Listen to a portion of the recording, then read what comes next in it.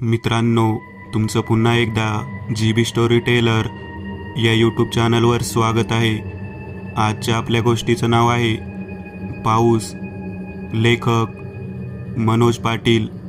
पण गोष्ट सुरू करण्याआधी जर कोणी या चॅनलवर पहिल्यांदाच आलेले असाल तर त्यांनी ह्या चॅनलला सबस्क्राईब करायला विसरू नका. चला तर मग अजिबात वेळ न घालवता गोष्टीला सुरुवात करूया.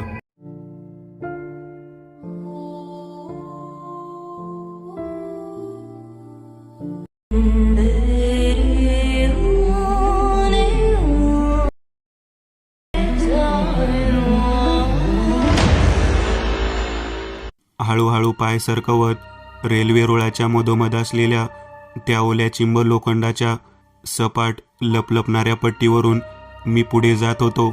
वरून पावसाच्या पाण्याचे जोरदार सपकारे अंगावर आदळत होते. खाली बांद्र्याची खाडी तुडुंब भरून धो वाहत होती.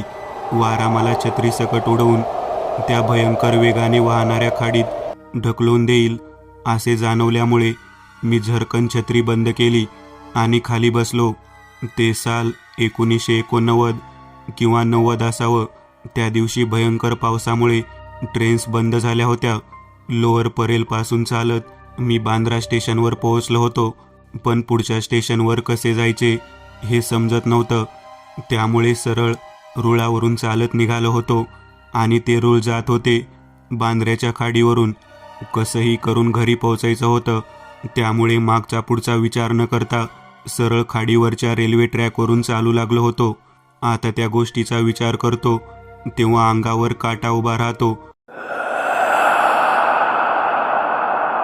पण त्यावेळी मी जेमतेम 16 वर्षांचा होतो. जगाचा फार काही अनुभव गाठीशी नव्हता. त्यामुळेच मी ते भयंकर धाडस केलं होतं. जर त्यावेळी जरा जरी चूक माझ्याकडून झाली असती तर मी थेट त्या भयंकर वेगाने वाहणाऱ्या तुडुंब भरलेल्या खाडीत वाहून गेलो असतो आणि माझ्या घरी कधीच कोणालाच कळले नसते की मनोजचं नेमकं काय झालं ते. त्या दिवशी मी माझ्या मित्राबरोबर कुलाब्याच्या रिगल सिनेमामध्ये K9 हा चित्रपट पाहायला गेलो होतो. खरे तर मी त्या दिवशी माझ्या मोठ्या भावाबरोबर त्याच्या मित्राच्या लग्नाला दादरला गेलो होतो. मुहूर्त सकाळचा होता. त्यामुळे लग्न लागल्यानंतर आणि जेवण वगैरे झाल्यानंतर मी माझ्या भावाला सांगितले की मी मित्राबरोबर मुंबईला पिक्चरला जातो. तिथून डायरेक्ट घरी येईन. आणि मी चर्चगेटला गेलो. तिथे पोहोचलो त्यावेळी जोरदार पाऊस सुरू झाला होता. माझा मित्र ठरल्याप्रमाणे मला थिएटरजवळ भेटला. दुपारचे 3 किंवा 3:30चा शो होता. आम्ही तिकीट काढून पिक्चर पाहिला. 1.5-2 तासात पिक्चर संपला.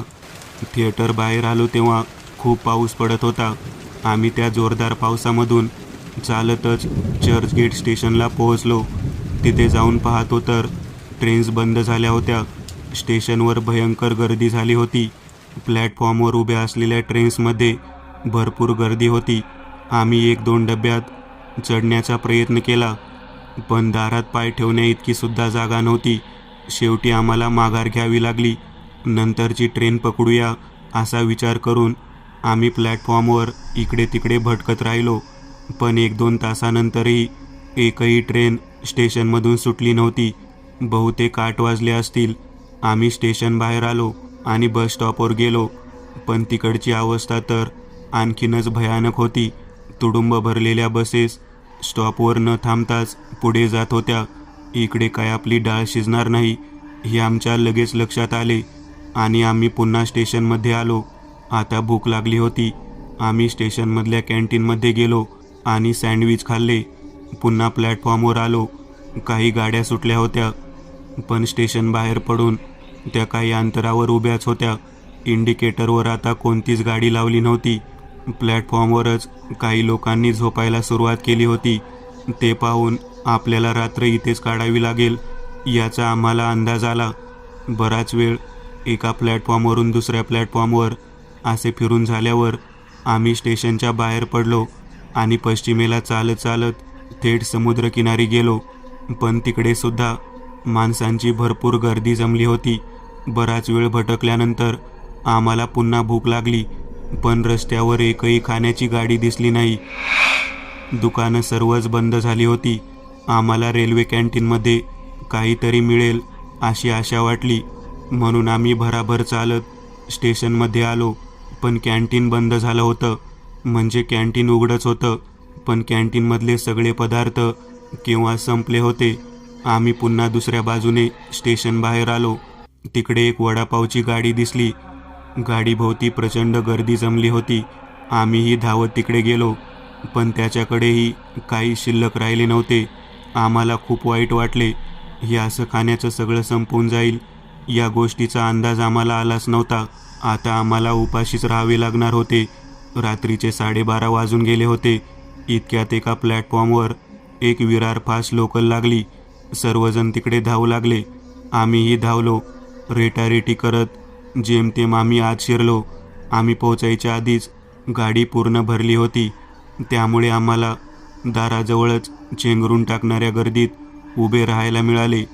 पण त्या तसल्या भयंकर अवस्थेतही आम्हाला आनंद झाला होता, कारण आम्हाला गाडी मिळाली होती. आता तासाभरात घरी पोहोचू असा विचार आम्ही करू लागलो. रात्रीचा 1 वाजला होता. पोटात भूक लागली होती. अंग भिजलेले होते. मी एका हातात छत्री धरली होती आणि दुसऱ्या हाताने वर हँडल धरलं होतं. बराच वेळ आम्ही असंच ताटकळत उभे होतो. थोड्या वेळाने गाडी हलली. सर्वांनाच हायसं वाटलं. एक समाधानाची लाट सर्वांच्या चेहऱ्यावर डबाभर पसरली.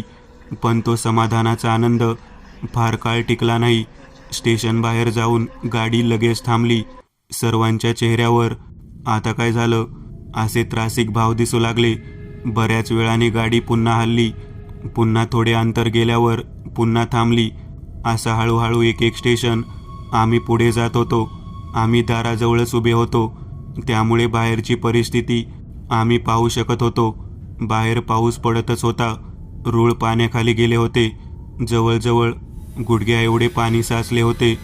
गाडीमध्येच थांबल्यावर खाली रुळावरून चालणारे प्रवासी गाडीत चढण्याचा प्रयत्न करीत असत, पण गाडीत मुंगीलाही शिरण्या एवढी जागा नव्हती. त्यामुळे बराच वेळ इकडे तिकडे घुसण्याचा प्रयत्न करून शेवटी पुन्हा त्यांना खाली उतरावे लागत असे. पण इतक्या भयंकर गर्दीतही जबरदस्ती आत घुसण्यात एक दोघे जण यशस्वीही झाले होते. सर्वजण एवढे थकलेले होते की त्यावेळी धक्काबुक्की होऊनही कोणीच कोणाशी भांडत नव्हते. सर्वजण शांतपणे गाडी पुढे जाण्याची वाट बघत होते. बराच वेळ थांबून मग थोडे अंतर पुढे जावं असं करत करत मोटरमन गाडी पुढे नेत होता. असंच थांबत थांबत आम्ही लोअर परेलपर्यंत पोहोचलो. तेव्हा पहाटेचे 4 वाजले होते.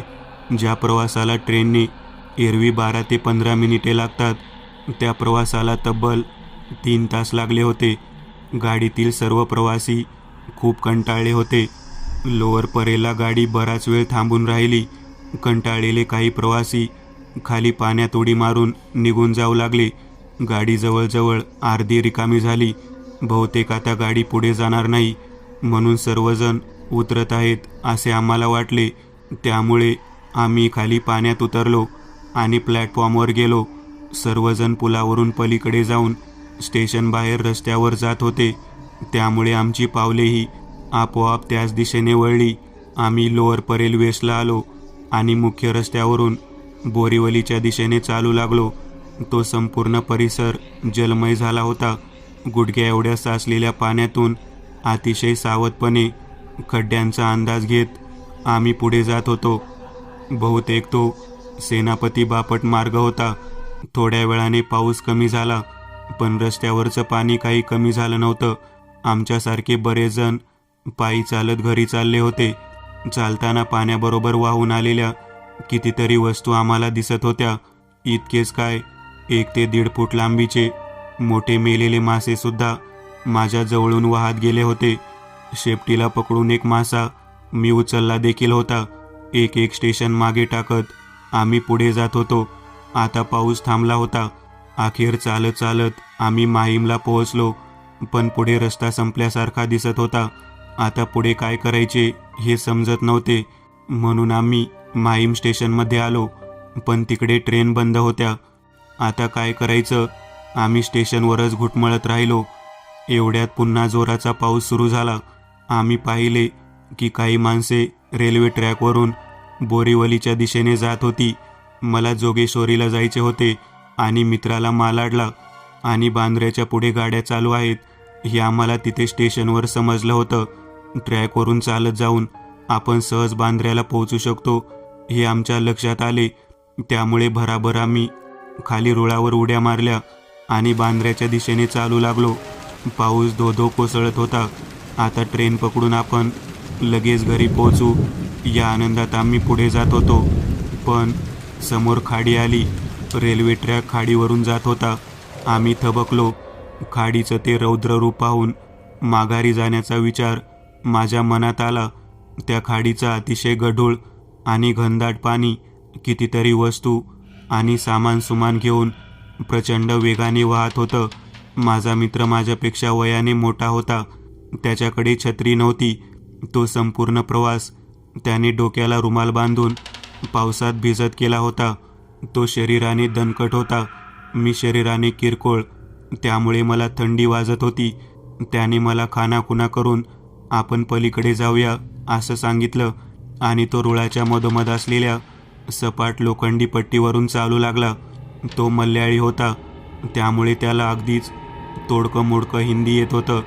त्यामुळे बोलताना हातवारे करूनच तो आपलं म्हणणं मांडत असे. हळूहळू चालत सोसाट्याच्या वाऱ्यामधून आपला तोल सांभाळत तो पुढे जात होता.